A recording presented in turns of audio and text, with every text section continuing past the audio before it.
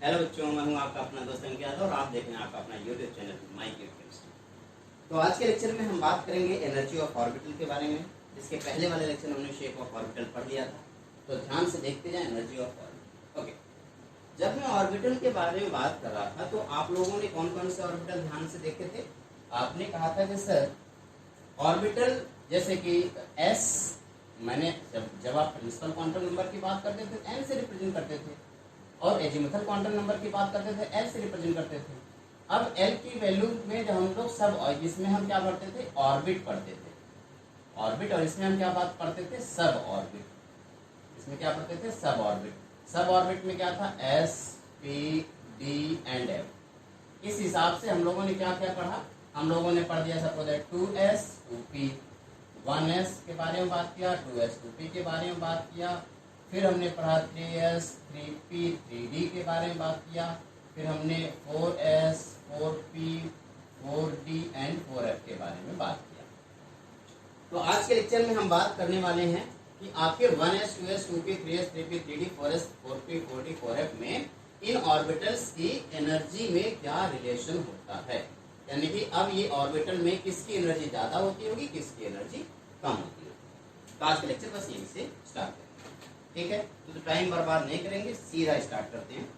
Energy of orbital आप सभी लोग अपने अपने कॉपी में टाइप करें। ओके, एनर्जी ऑफ ऑर्बिटल पढ़ने से पहले मैं आपको बस इतना बताऊं, जिस तरीके से आप लोगों ने बोहर एटॉमिक सिस्टम पढ़ा तो आपको ये तो पता चल गया होगा ना कि बोहर का एटॉमिक सिस्टम सिंगल इलेक्ट्रॉन के लिए था। तो जब हम ऑर्बिटल की एनर्जी के बारे में बात करेंगे तब भी हम यही बात दोहराएंगे कि क्या हम ऑर्बिटल की एनर्जी सिंगल इलेक्ट्रॉनिक सिस्टम के लिए पढ़ रहे हैं या मल्टीपल इलेक्ट्रॉनिक सिस्टम के लिए पढ़ रहे हैं। तो दोनों के लिए पढ़ेंगे। सबसे पहले सिंगल इलेक्ट्रॉनिक सिस्टम की बात करेंगे। ओके, स्टार्ट करेंगे।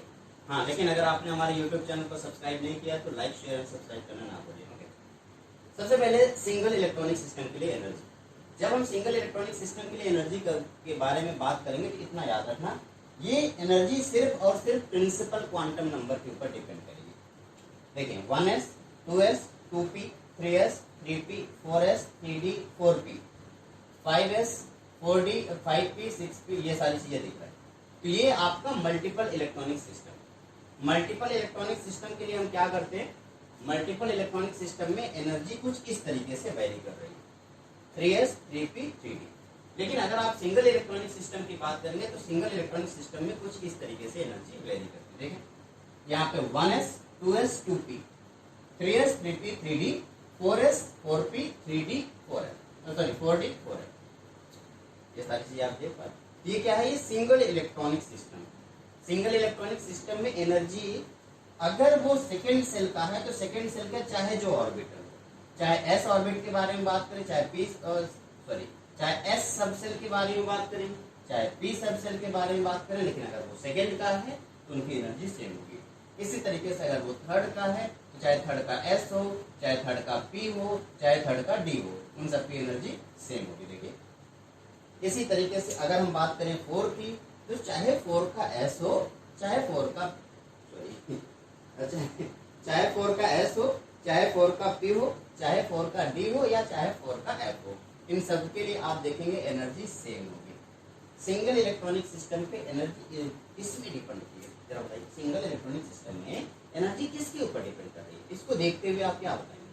आप कहेंगे सर जैसे जैसे प्रिंसिपल क्वांटम नंबर इंक्रीज कर रहा है एनर्जी भी इंक्रीज करती चली जा रही है।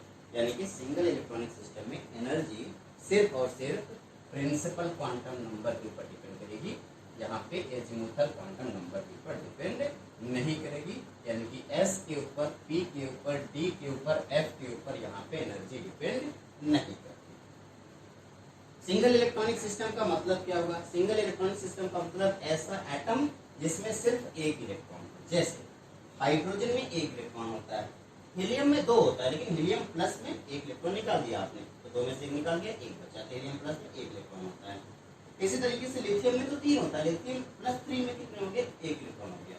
तो चाहे हाइड्रोजन की बात करो, चाहे हीलियम प्लस की बात करो, चाहे लिथियम प्लस 2 की बात करो, ये सब क्या है? सिंगल इलेक्ट्रॉनिक सिस्टम है। और इन सब के लिए जब हम एनर्जी की बात करेंगे तो वो एनर्जी सिर्फ प्रिंसिपल क्वांटम नंबर के ऊपर डिपेंड करेगी। स्टार पॉइंट बनाए और लिखें। फॉर सिंगल इलेक्ट्रॉनिक सिस्टम, जो बोल रहा हूं आप लिखें, for single electronic system energy of orbital depends only on principal quantum number, only on principal quantum number. It does not depend on azimuthal quantum number. It does not depend on azimuthal quantum number. Okay? और साथ में क्या लिख लेंगे? साथ में लिख लेंगे कि 2s की एनर्जी 2p की एनर्जी की इक्वल होगी, 3s की एनर्जी 3p की एनर्जी और 3d की एनर्जी सेम होगी, 4s की एनर्जी 4p की एनर्जी 4d की एनर्जी एंड 4f की एनर्जी सेम होगी. ये एनर्जी लिखा गया, इनकी एनर्जी क्या होगी? सेम होगी, क्योंकि ये सिंगल इलेक्ट्रॉनिक सिस्टम की बात कर रहे हैं. लेकिन अगर आप कुछ इस तरीके से कंपेयर करें, जैसे आप 2s 3s एंड 4s की बात करेंगे, क्योंकि ये प्रिंसिपल क्वांटम नंबर के ऊपर डिपेंड करती है, तो इसलिए आप कहेंगे कि 2s और 3s में 3 और 2 में कौन ज्यादा बड़ा है? 3s बड़ा, यानी कि 3s की एनर्जी 2s से ज्यादा हो जाएगी और 4s की भी एनर्जी 3s से ज्यादा हो जाएगी. या मैं इसके बारे में बात करूं तो आप कहेंगे कि sir 2p 3p and 4p में किसकी एनर्जी ज्यादा होगी? 4p में किसकी एनर्जी ज्यादा होगी? 4p की एनर्जी ज्यादा होगी 3p से, फिर 2p से. या मैं 3d के बारे में बात करूं तो 3d 4d एंड 5d में एनर्जी कुछ इस तरीके से होगी. या f के बारे में बात करूं तो 4f 5f एंड 6f, कुछ इस तरीके से ये एनर्जी का ऑर्डर हो जाएगा. ठीक है, ये पॉइंट आप नोट करें. सिंगल इलेक्ट्रॉनिक सिस्टम में एनर्जी किसके ऊपर डिपेंड कर रही है? प्रिंसिपल क्वांटम नंबर के ऊपर क्यों डिपेंड कर रही है? आप ऐसे लिख सकते हैं, energy is directly proportional to principal quantum number. जितना ज्यादा प्रिंसिपल क्वांटम नंबर होगा उतनी ज्यादा एनर्जी होगी. प्रिंसिपल क्वांटम नंबर यहाँ पे 4 है, जिसकी एनर्जी ज्यादा है, फिर 3 है, फिर 2 है. तो जितना ज्यादा प्रिंसिपल क्वांटम नंबर होगा उतना ज्यादा एनर्जी होगी. ये सिंगल इलेक्ट्रॉनिक सिस्टम के लिए है, ये मल्टीपल की बात नहीं कर रहा हूँ. अब मैं मल्टीपल के बारे में बात करूंगा, पहले इसको नोट करें. सिंगल इलेक्ट्रॉनिक सिस्टम के लिए आपने नोट कर लिया. अब हम बात करेंगे मल्टीपल.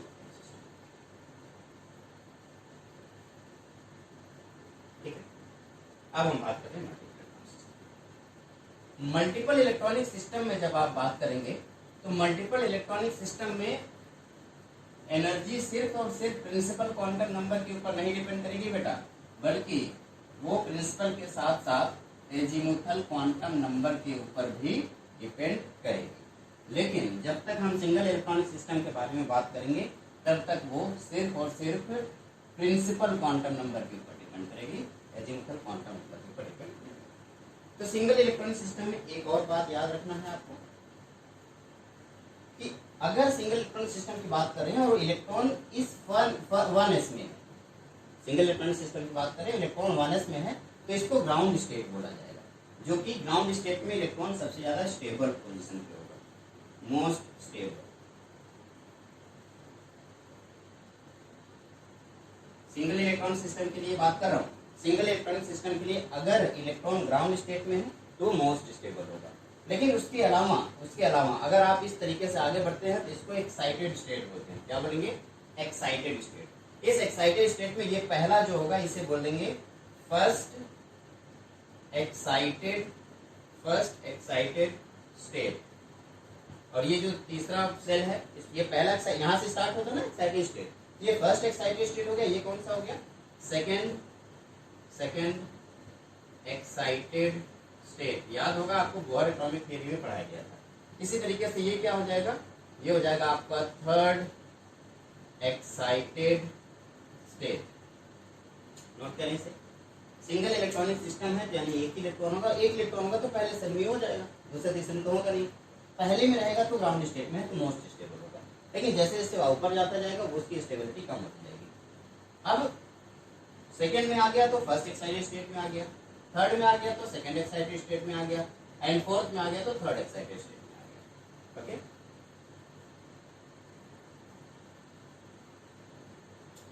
कोई भी चीज ना समझ में आए तो उसके लिए आप मुझसे पूछ सकते हैं। ये तो रहा सिंगल इलेक्ट्रॉनिक सिस्टम के लिए ऑर्बिटल की एनर्जी। ठीक है,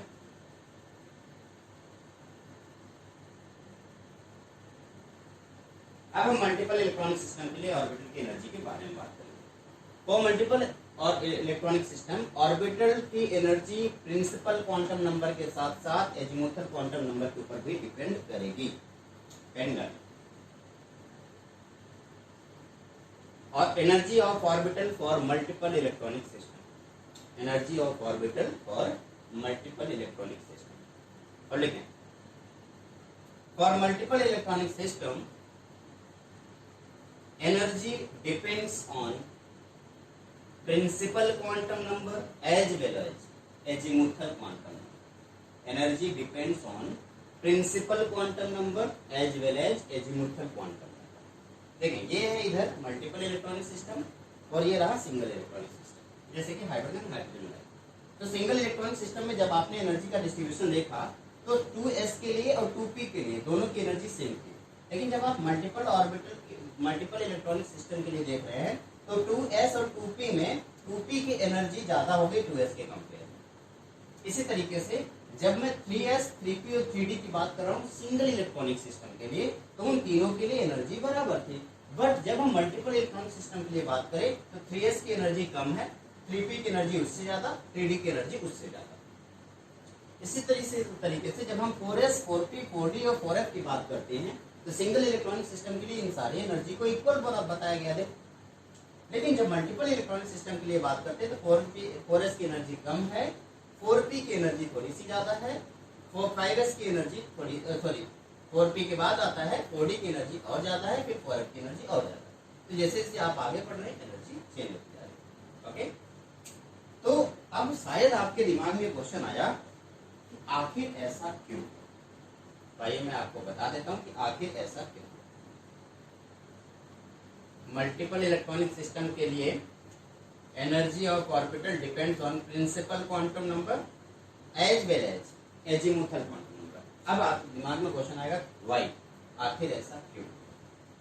तो मैं ये एक्सप्लेन करने वाला हूं। जब आप मल्टीपल इलेक्ट्रॉनिक सिस्टम के बारे में बात करेंगे यानी कि एक सिंगल इलेक्ट्रॉन तो है नहीं, ढेर सारे इलेक्ट्रॉन, और जब ढेर सारे इलेक्ट्रॉन है तो उन इलेक्ट्रॉन के बीच में किस टाइप के फोर्स लग सकते हैं मैं आपको बता रहा हूँ। देखिए, यहाँ ढेर सारे इलेक्ट्रॉन है तो अब इस इलेक्ट्रॉन के बीच में रिपल्सन फोर्स लग रहा है, इन इलेक्ट्रॉन के बीच में रिपल्सन फोर्स लग रहा है, इन इलेक्ट्रॉन के बीच में रिपल्सन फोर्स लग रहा है। क्या लग रहा है? रिपल्सन फोर्स लग रहा है। और साथ ही साथ दूसरा फोर्स कौन सा लग रहा होगा? इस इलेक्ट्रॉन का इस न्यूक्लियस के साथ अट्रैक्शन फोर्स लग रहा होगा। यहाँ पे दो टाइप के फोर्स लग रहे हैं, जबकि सिंगल इलेक्ट्रॉनिक सिस्टम में आपने देखा सिर्फ एक ही टाइप का फोर्स लग रहा है। कौन सा?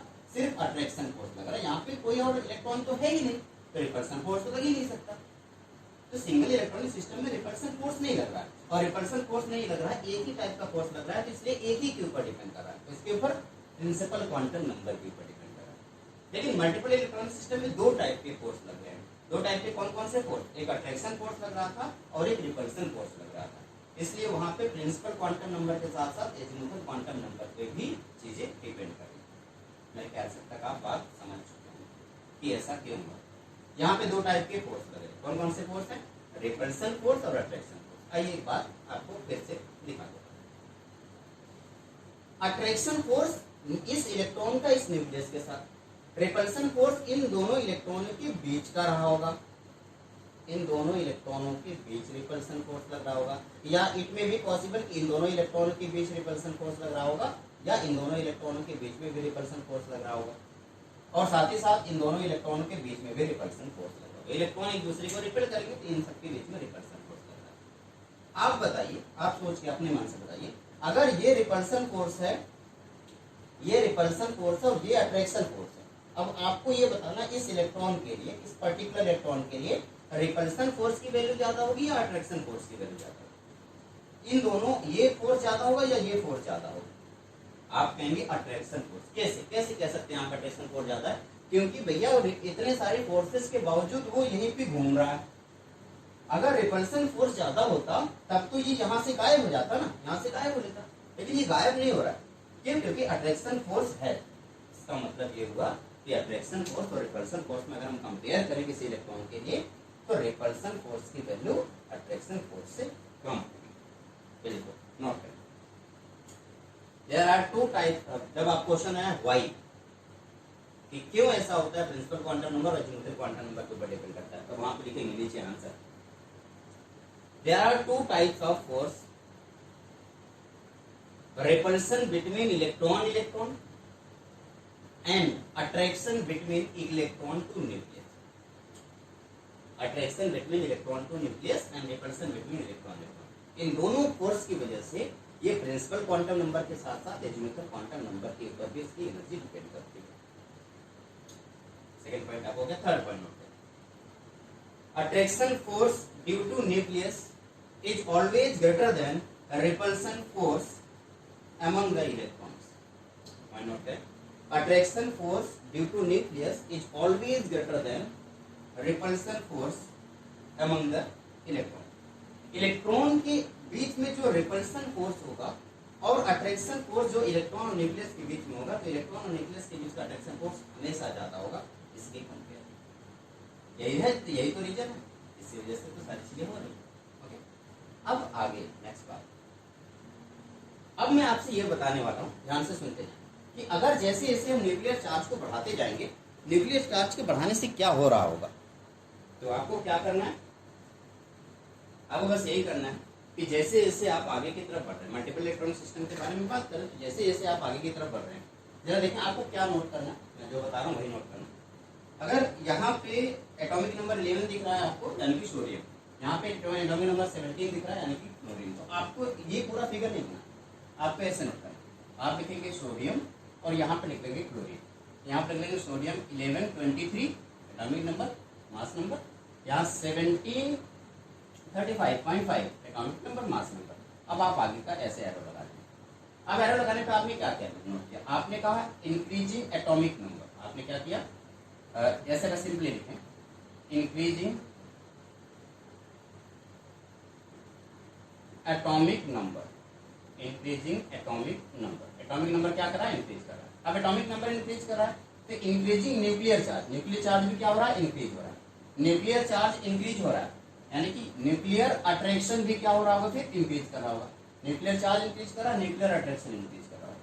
अब जैसे जैसे nuclear charge nuclear attraction increase कर रहा होगा, तो effective nuclear charge, effective nuclear charge, effective nuclear charge, या इसी को हम सिंपली बोलते हैं Z effective.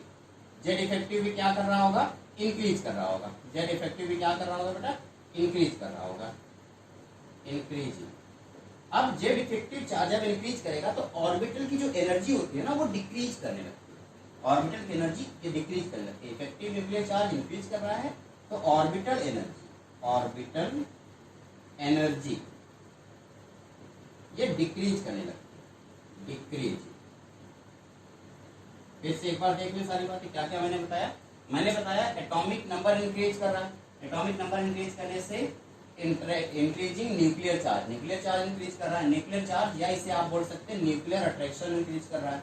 Nuclear attraction increase करेगा तो effective nuclear charge Z effective increase करेगा, और जेड इफेक्टिव इंक्रीज करेगा तो ऑर्बिटल एनर्जी भी क्या करेगा, डिक्रीज करेगा। यानी कि आप ये कह सकते हैं orbital energy, orbital energy this is inversely proportional to z effective। जितना ज्यादा इफेक्टिव चार्ज होगा, सॉरी इफेक्टिव न्यूक्लियर चार्ज होगा, उतना ऑर्बिटल की एनर्जी डिक्रीज करती जाएगी। ठीक है, तो orbital energy is inversely proportional to z effective. Effective nuclear charge जितना ज्यादा, ऑर्बिटल एनर्जी उतनी कम। अब बार बार मैं effective nuclear charge, effective nuclear charge, effective nuclear charge बता रहा हूँ। अब आप कंफ्यूज हो गए, आखिर मुझे इफेक्टिव न्यूक्लियर चार्ज तो समझाया नहीं और इफेक्टिव न्यूक्लियर चार्ज सब कुछ लिख दिया। तो अभी आप ये पहले पॉइंट नोट करें, फिर मैं आपको इफेक्टिव न्यूक्लियर चार्ज को डिटेल में समझा दूँ।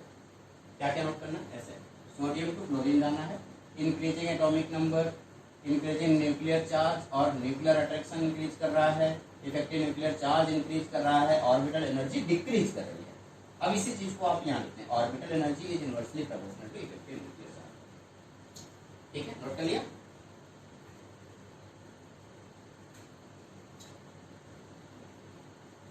क्लियर बेटा? ठीक है, आगे बढ़ो।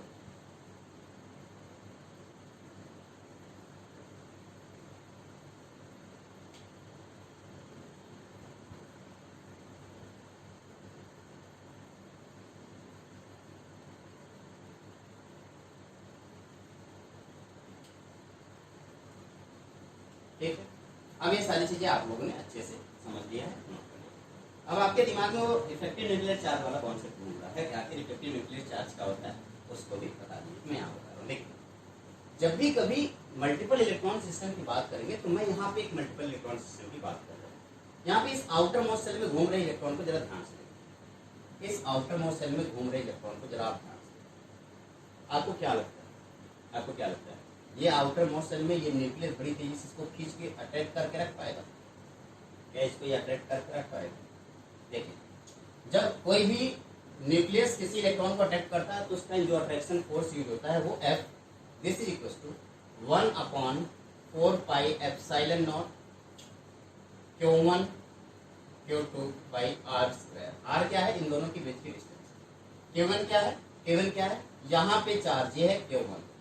Q2 क्या है? इसके ऊपर जो चार्ज है वो Q2 है। इन दोनों के बीच की डिस्टेंस क्या है? R। इसी फोर्स के साथ ये इसको अट्रैक्ट कर रहा है। इस फोर्स के साथ 1/4 pi epsilon naught Q1 Q2 by R। क्योंकि फर्स्ट, सेकेंड और थर्ड सेल की बात करो, कौन से सेल की बात कर रहा हूँ? ये थर्ड सेल। थर्ड सेल की बात करो तो इसका पर्टिकुलर एक आर होगा, रेडियस होगा, जो आप बोहर एटॉमिक थ्योरी से समझ पाएंगे। उस आर में हमने दो चार्ज रख दिया Q1 और Q2, उनके बीच में अट्रैक्शन फोर्स रख दिया। बट एक प्रॉब्लम, ये अट्रैक्शन फोर्स F तभी वर्क कर पाता जब यहाँ पे बीच में कोई भी इलेक्ट्रॉन नहीं होते। यहाँ पे देखो इलेक्ट्रॉन है, कौन से इलेक्ट्रॉन? ये वाला इलेक्ट्रॉन इसको क्या करेगा? रिपेल करेगा, थोड़ी देर पहले बताया। और ये वाला भी इलेक्ट्रॉन इस इलेक्ट्रॉन को क्या करेगा? रिपेल करेगा। तो आपको क्या लगता है, आपको क्या लगता है, ये इलेक्ट्रॉन नहीं रिपेल करेगा, ये भी इलेक्ट्रॉन रिपेल कर रहा होगा। तो यहाँ पे ये जब इलेक्ट्रॉन से ही इसको रिपेल कर रहे हैं और ये इसको अट्रैक्ट कर रहे हैं, अब आप बताइए क्या अट्रैक्शन फोर्स इतना हो पाएगा या कुछ कम हो जाएगा? आप कहेंगे सर कुछ कम हो जाएगा। बिल्कुल कम हो गया, क्योंकि रिपल्सन फोर्स इसको पूरी तरीके से अट्रैक्ट नहीं होगी। अब ये जो अट्रैक्शन फोर्स कम हुआ है तो कितना कम हुआ है, और इसका जो अगला अट्रैक्शन फोर्स, नया अट्रैक्शन फोर्स आएगा, उसको क्या नाम देंगे? उसी को हम जेड इफेक्टिव बोलते हैं या इफेक्टिव न्यूक्लियर चार्ज बोलते हैं। इफेक्टिव न्यूक्लियर चार्ज का मतलब जो ओरिजिनल न्यूक्लियर चार्ज है उस न्यूक्लियर चार्ज में से ये जो पोर्शन आपको दिख रहा है, यानी कि जो रिपल्सन फोर्स दिख रहा है, इस रिपल्सन फोर्स को आप सब्ट्रैक्ट कर दीजिए तो इफेक्टिव न्यूक्लियर चार्ज आता है। कैसे मैं बोल रहा हूँ, यहाँ पे लिखते रहो, Z effective this is equal to real nuclear charge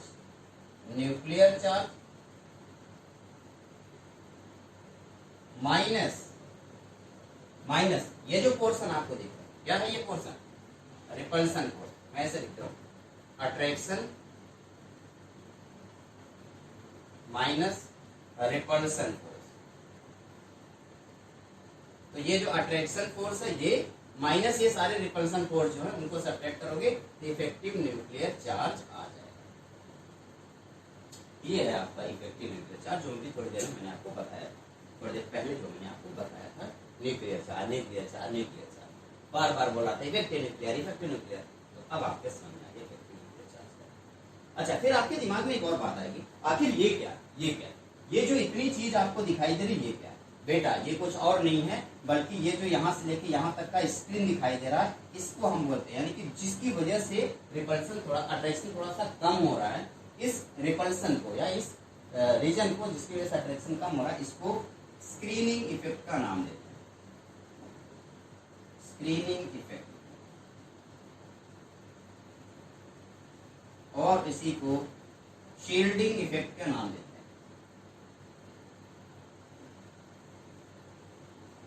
आप में से हो सकता है आपके बुक में शील्डिंग इफेक्ट लिखा हो, या हो सकता है आपके बुक में स्क्रीनिंग इफेक्ट लिखा हो, कोई फर्क नहीं पड़ता, जो भी इफेक्ट लिखा हो।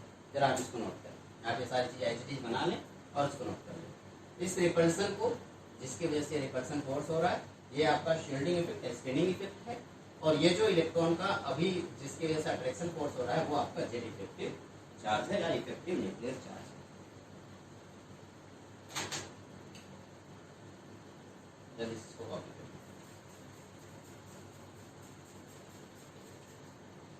अब आप सोच रहे हैं कि इस इफेक्टिव न्यूक्लियर चार्ज का ऑर्बिटल की एनर्जी पर क्या इफेक्ट पड़ता है। अभी थोड़ी देर पहले तो बताया था, effective nuclear charge is inversely proportional to orbital energy. Effective nuclear charge is inversely proportional to orbital energy, यानी कि ऑर्बिटल की एनर्जी देखनी है तो आपको इफेक्टिव न्यूक्लियर चार्ज देखना ही पड़ेगा। Effective nuclear charge is inversely to orbital energy. फटाफट में जल्दी जल्दी बता दे रहा हूँ।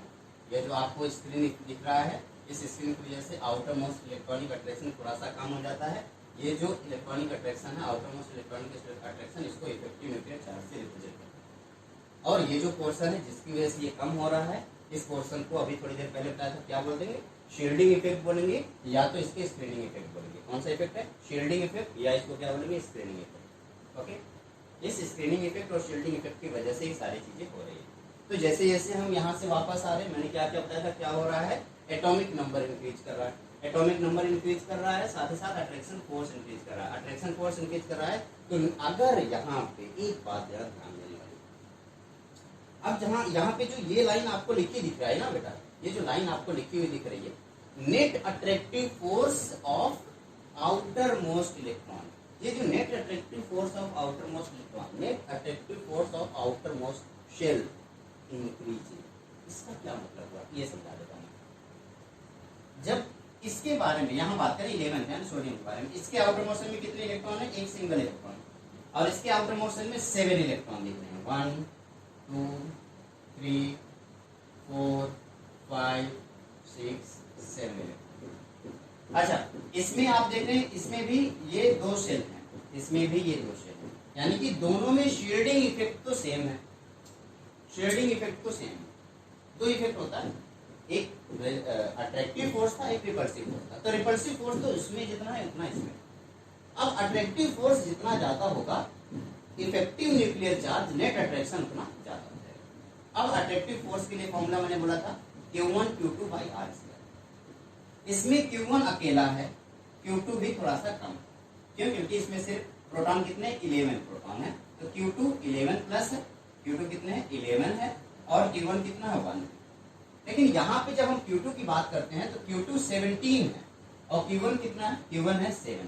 तो इसमें Q1 Q2 की वैल्यू ज्यादा होगी, Q1 इंटू Q2 की वैल्यू ज्यादा होगी as compare to this one. इसमें Q1 और Q2 की वैल्यू सिर्फ 11 1 11, लेकिन यहाँ पे Q1 Q2 की वैल्यू 17 इंटू 7 ये ज्यादा होगी, यानी कि यहाँ पे नेट अट्रैक्शन फोर्स ज्यादा होगी। क्यों, क्योंकि रिपल्सन फोर्स तो सेम है, रिपल्सन फोर्स तो सेम है, अट्रैक्शन फोर्स यहाँ पे ज्यादा हो गया, इस वजह से जेड इफेक्टिव यहाँ पे ज्यादा हो जाएगा। और जब जेड इफेक्टिव ज्यादा हो जाएगा तो आपको आगे तो बता दिया गया, कोई ज्यादा परेशान होने की जरूरत है नहीं। इफेक्टिव न्यूक्लियर चार्ज बढ़ गया तो ऑर्बिटल की एनर्जी तुरंत डिक्रीज की।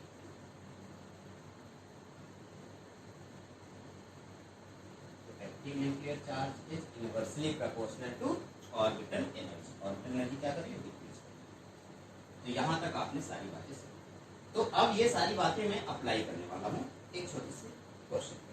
जरा यहाँ पे देखिए, नोट करें, एक पॉइंट नोट करें, point. The energy of orbitals, the energy of orbitals in the same subshell, energies of orbitals in the same subshell decreases with increase in atomic number। कैसे नोट करें, बोल रहा हूँ, energy of orbitals in the same or subshell decreases with increase in the atomic number or effective nuclear charge। वही बात जो मैंने आपको वहाँ पे लिखा दी, orbital energy is inversely proportional to nuclear charge, उसी चीज को मैंने सेंटेंस के फॉर्म में लिखा।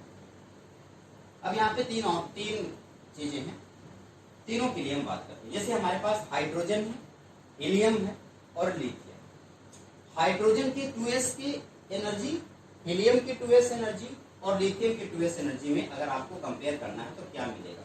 आप कहेंगे सर हाइड्रोजन की इफेक्टिव न्यूक्लियर चार्ज को देखिए, हीलियम की इफेक्टिव न्यूक्लियर चार्ज को देखिए एंड लिथियम की इफेक्टिव न्यूक्लियर चार्ज को देखिए। इसमें कितने प्रोटॉन है? 1 प्रोटॉन 1 इलेक्ट्रॉन, इसमें 2 proton 2 electron, 1 proton 1 electron, 2 proton 2 electron, 3 proton 3 electron. तो जैसे जैसे हम आगे बढ़े एटॉमिक नंबर क्या हो रहा है? इंक्रीज कर रहा है। अच्छा, एटॉमिक नंबर इंक्रीज करा तो न्यूक्लियर चार्ज इंक्रीज करा, न्यूक्लियर चार्ज इंक्रीज करा तो इफेक्टिव न्यूक्लियर चार्ज इंक्रीज कर गया, और इफेक्टिव न्यूक्लियर चार्ज इंक्रीज कर गया तो एटॉमिक ऑर्बिटल की एनर्जी क्या हो गई, डिक्रीज कर गई। तो जैसे जैसे हम आगे बढ़ेंगे इफेक्टिव न्यूक्लियर चार्ज इंक्रीज करेगा और एनर्जी डिक्रीज करेगी। मैं यहाँ पे ऐसे लिख सकता हूँ बड़े प्यार से, Z effective this is hydrogen, helium and lithium. Lithium की जेड इफेक्टिव हाइड्रोजन से, हीलियम से ज्यादा, हीलियम की हाइड्रोजन से ज्यादा। तो ऑर्बिटल एनर्जी, ऑर्बिटल एनर्जी कौन सा ऑर्बिटल की बात है, 2s, high 2s for hydrogen, 2s for helium, 2s for lithium. किसकी ज्यादा होगी एनर्जी, आप कहेंगे जिसकी इफेक्टिव न्यूक्लियर चार्ज कम। ये पॉइंट नोट करें।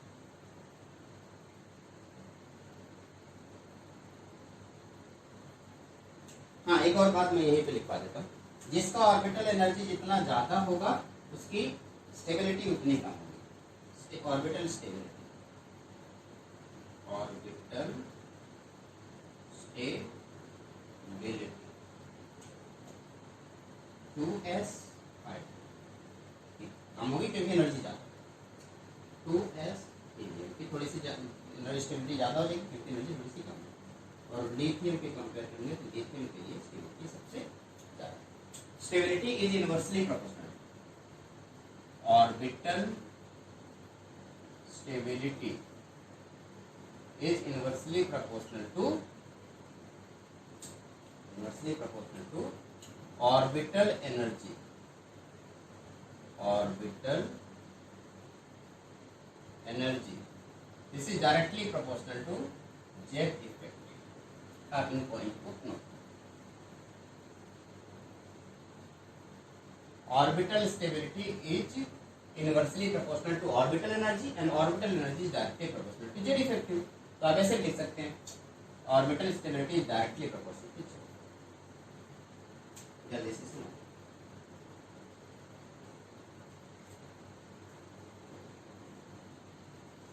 ठीक, मैं क्या सर का काफी समझ कर चुके होंगे, अब इसे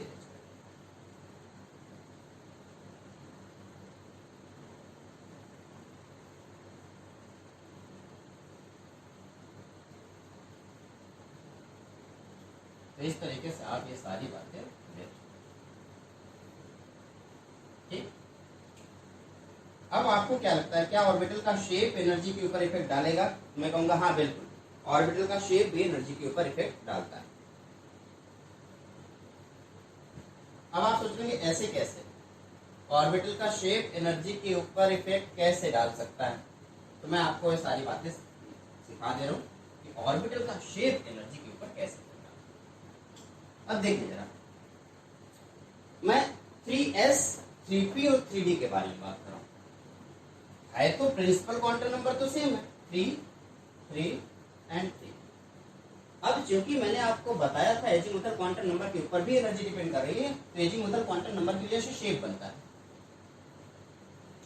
इसका मतलब अगर एजीमुथल क्वांटम नंबर के ऊपर भी एनर्जी डिपेंड करती है, दैट मीन्स शेप के ऊपर भी एनर्जी डिपेंड करनी चाहिए। अब ये पता करना है कि किस कौन से शेप की में एनर्जी ज्यादा होती है। आइए चेक करता हूं, अब मैं आपको बता रहा हूं।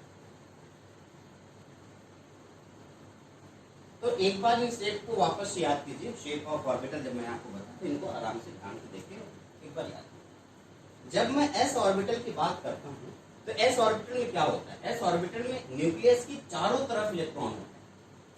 न्यूक्लियस के क्या होते हैं, चारों तरफ इलेक्ट्रॉन होते हैं, कुछ इस तरीके से। अब न्यूक्लियस में इलेक्ट्रॉन अगर पास पास है तो न्यूक्लियस की चारों तरफ इलेक्ट्रॉन के पाए जाने की चांसेस ज्यादा है। न्यूक्लियस की चारों तरफ इलेक्ट्रॉन के पाए जाने की चांसेस ज्यादा हैं। जब हम पी में बात करेंगे तो न्यूक्लियस के चारों तरफ इलेक्ट्रॉन के पाए जाने के चांसेस थोड़े से कम हो जाएंगे। किससे, एस के कंपेयर में न्यूक्लियस के पास इलेक्ट्रॉन के पाए जाने के चांसेस थोड़े से कम।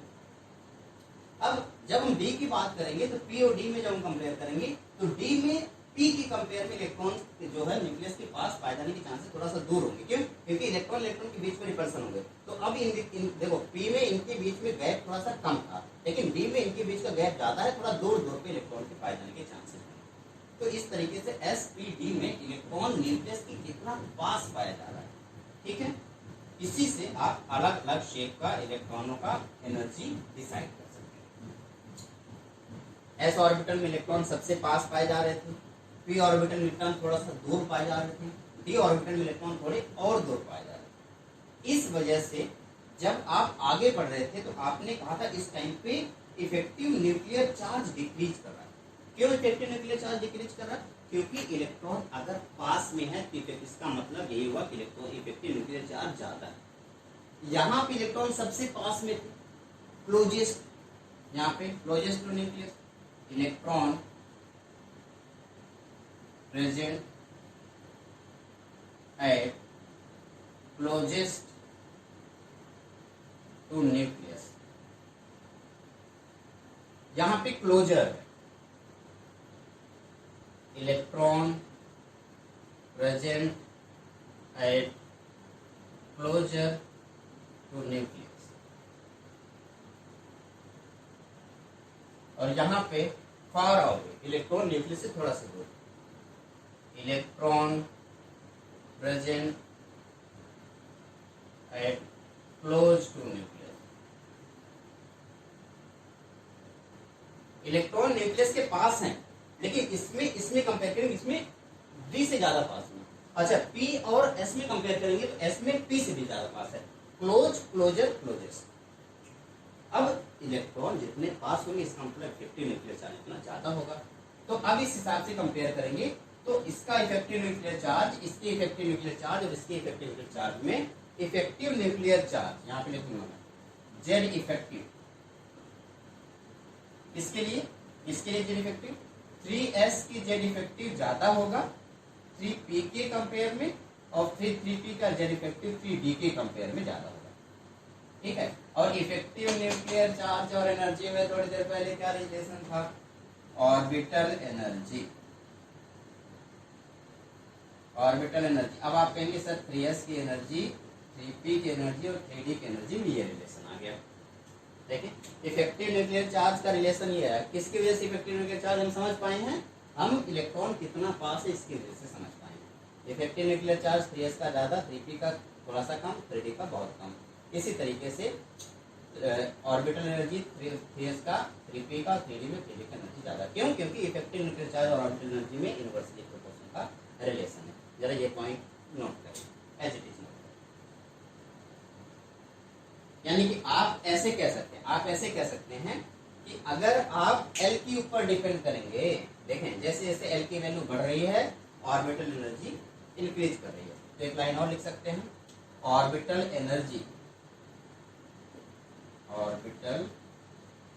Energy is directly proportional to azimuthal quantum number.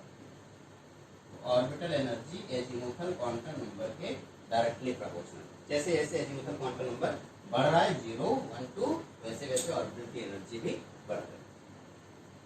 बहुत ही प्यार से, आराम से, ध्यान से देखें, बहुत ज्यादा जरूरी है ये सारी चीजें समझना। और मेरे ख्याल से अब आपने इसे सीख लिया होगा, तो आगे बढ़ते हैं।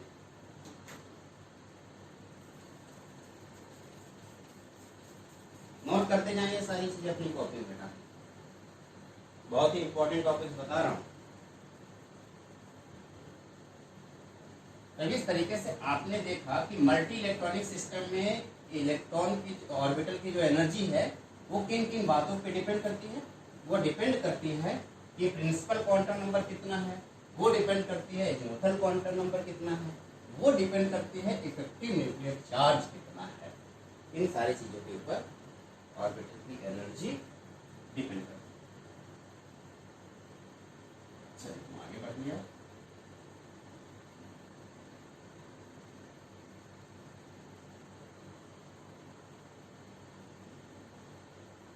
जैसे जैसे एजीमुथल क्वांटम नंबर की वैल्यू बढ़ाओगे एनर्जी क्या होती जाएगी?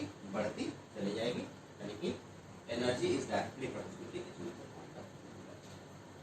ठीक है, फिर से तो फाइनली मैं लिख देना चाहता हूँ, और मैं चाहूंगा कि जैसे मैं इस चीज को लिखूं आप इसको अपनी कॉपी में नोट करें।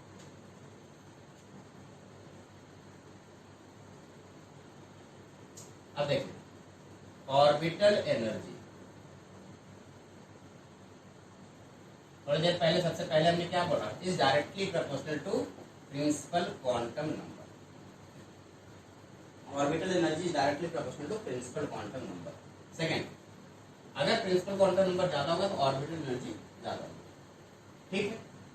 अब दूसरी बात, अगर जैसे जैसे जैसे एग्जांपल लेते हैं, जैसे 3s 4s 5s 6s, principal quantum number जितना ज्यादा हो रहा है ऑर्बिटल एनर्जी बढ़ती चली जाएगी। या मैं ऐसे लिखूं, मैं ऐसे सिंपली लिख सकता हूं, या 3d 4d 5d 6d। तो आप कहेंगे फिर से देखो d सेम है, d सेम है, यहाँ पे s सेम है, यहाँ पे d सेम है। या मैं लिख सकता हूँ 4f 5f 6f 7f। तो आप कहेंगे कि सर प्रिंसिपल क्वांटम नंबर जैसे जैसे बढ़ाते जाओगे एनर्जी वैसे वैसे बढ़ती चली जाएगी।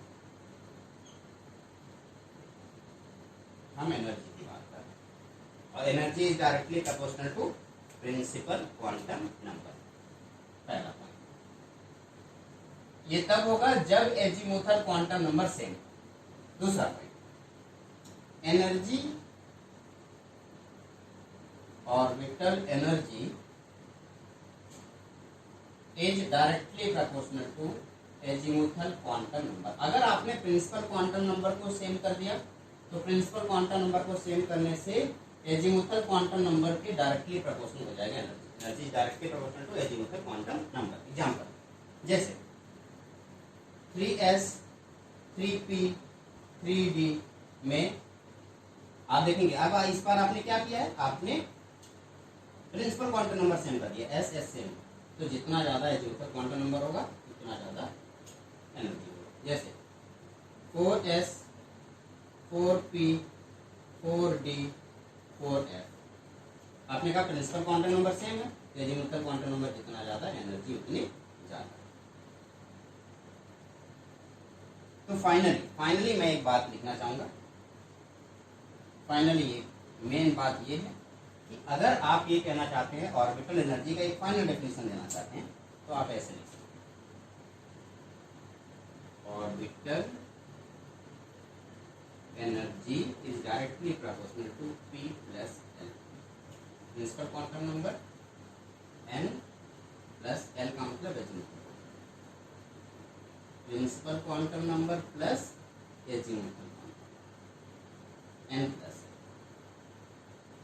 n प्लस l की वैल्यू जितनी ज्यादा होगी, यानी कि principal quantum number plus azimuthal quantum number की वैल्यू जितनी ज्यादा होगी एनर्जी उतनी ज्यादा होगी। अब आइए मैं यहाँ पे चेक कर लेता हूँ। इसके लिए n प्लस, यहाँ पे मैं लिख रहा हूँ n प्लस l की वैल्यू। ठीक है, मैं ऐसे लिखना चाहूंगा, ज्यादा अच्छा लगेगा। तो मैं यहाँ पे लिख रहा हूँ n क्या है, यहाँ पे लिख रहा हूँ l क्या है, यहाँ पे n प्लस l क्या है। फर्स्ट s के लिए n की वैल्यू 1, ऊपर से आके चलता हूँ ना, इसके लिए 4, f के लिए l की वैल्यू कितनी होगी आपको पता है ना, l की वैल्यू होती है s के लिए 0, p के लिए 1, d के लिए 2, f के लिए 3। मैं फिर से लिख दे रहा हूँ, आप इसको ध्यान से यहाँ से देखते बता दें। 4 हो गया, f के लिए 3, तो 4 प्लस 3 8 आ गया। ओके, अब यहाँ पे 6 प्लस l के लिए 0, टोटल कितना हो गया 6। यहाँ पे 5 प्लस p के लिए 1 1 1, तो क्या हो गया 6। यहाँ पे 4 ओके, प्लस d के लिए बताइए, d के लिए कितना 2, तो 4 तो 6 हो गया। ओके, यहाँ पे 5, ये हो गया s के लिए 0, हो गया 5। यहाँ पे 4 प्लस p के लिए 1 1, यानी कि 5।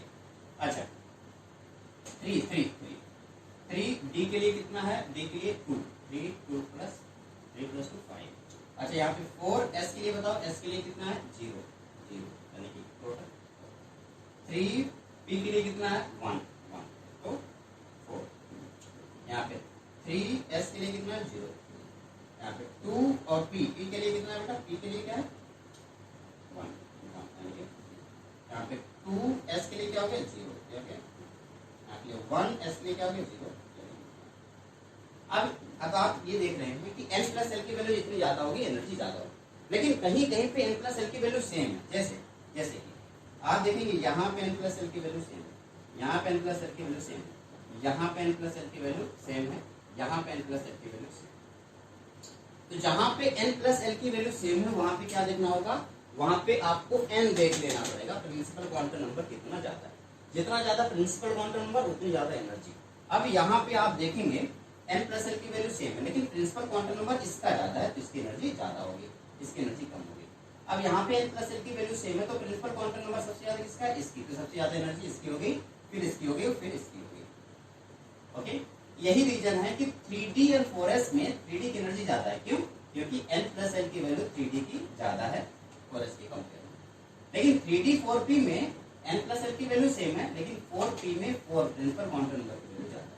सेम ऐसे में अगर बात करूं इसके बारे में, तीनों के बारे में, तो n प्लस एल की वैल्यू तो सेम है, लेकिन अगर n प्लस एल की वैल्यू सेम है तो क्या देखना चाहिए, n देखना चाहिए। n सबसे ज्यादा किसमें, इसमें, इसलिए इसकी एनर्जी सबसे ज्यादा, फिर इसकी, फिर इसकी। तो आपको क्या क्या देखना है, अगर आपको एनर्जी देखना है तो सबसे पहले प्रिंसिपल क्वांटम नंबर आप देखो, फिर एजीमुथल क्वांटम नंबर देखो। लेकिन अगर आप सही में देखना चाहते हो तो आप सिंपली n प्लस एल यानी कि principal quantum number plus azimuthal quantum number देख लो, और अगर ये सेम आ जाए तो आप सिर्फ प्रिंसिपल क्वांटम नंबर देखो। आप इसको जल्दी से नोट करो, सारी चीजें ऐसी चीज बना करके जैसे बनाया गया है आप इसको नोट कर लेंगे, उसके बाद हम आगे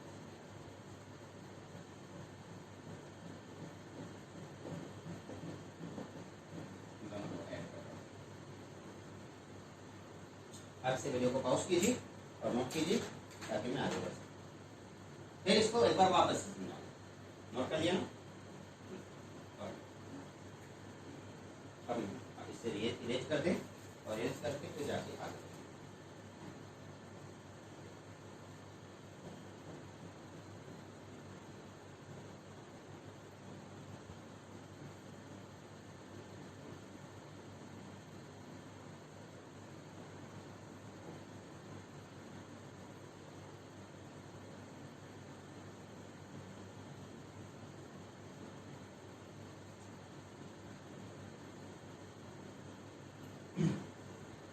आपको एनर्जी अच्छे से समझ में आ गई कि ऑर्बिटल की एनर्जी कैसे कैलकुलेट है।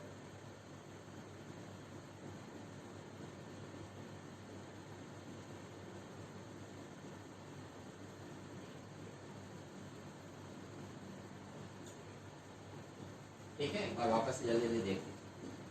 आप देखेंगे 3s 3p 3d में 3d की एनर्जी ज्यादा है 3p और 3s से कंपेयर में।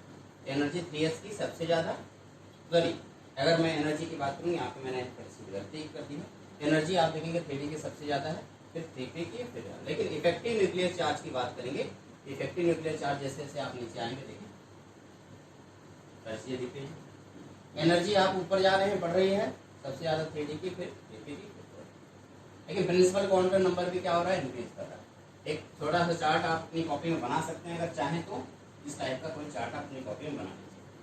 आप यहाँ पे वैल्यू n लिख रहे हैं, फिर उसके बाद वैल्यू l है, फिर n प्लस एल की वैल्यू। थोड़ी देर पहले मैंने ये वैल्यू आपको बना करके दिखा दी, थोड़ी देर पहले मैंने आप सारी बातें ये बता के दिखा दी है कि जब मैं इसके बारे में बात करूँ 4s के बारे में या 3D के बारे में बात करूँ, तो 3D में आपने 2 + 3 + 2 5 देखा, 4s में 4 + 0 4 देखा। तो 3D की वैल्यू n प्लस एल की, 3D के लिए n प्लस एल की वैल्यू ज्यादा है, तो 3D की एनर्जी ज्यादा हो गया। ठीक है, इन सारी चीजों को आप अच्छे से देख चुके हैं और एनर्जी भी समझ चुके हैं। अब जब हम इन सारी चीजों को देख लिए तो हमारा काम क्या होगा, एटॉमिक ऑर्बिटल को फिल करना। अब एटॉमिक ऑर्बिटल को फिल करने के लिए हमारे पास 3 रूल है बेटा। कौन कौन सा, एक अबाउ प्रिंसिपल, दूसरा Pauli's exclusion principle and third one is Hund's rule. 3 rule है, Aufbau principle, Pauli's exclusion principle और हुन्स रूल। इन तीनों रूल से इन तीनों रूल को एक साथ कंपेयर करेंगे, कंबाइन करेंगे, और उन कंबाइन करने के बाद हम ऑर्बिटल को फिल करना सीखेंगे। लेकिन आज बहुत हो गया, आज के लेक्चर में हमने सिर्फ ऑर्बिटल की एनर्जी के बारे में बात किया और अच्छे से समझा दिया आपको। कल के लेक्चर में हम इन तीनों प्रिंसिपल के बारे में बात करेंगे और ऑर्बिटल को फिल करना सीखेंगे। एक बार हम ऑर्बिटल फिल करना सीख लिए तो हमें पता चल जाएगा सारी चीजें, फिर हम इलेक्ट्रॉनिक कॉन्फ़िगरेशन भी बड़े आराम से कर पाएंगे। ओके, तो आज का लेक्चर बस यहीं तक, मिलेंगे एक छोटे से ब्रेक के बाद। तब तक आप हमारे YouTube चैनल पर बने रहिए, लाइक शेयर एंड सब्सक्राइब करना ना भूलें। Okay, bye bye.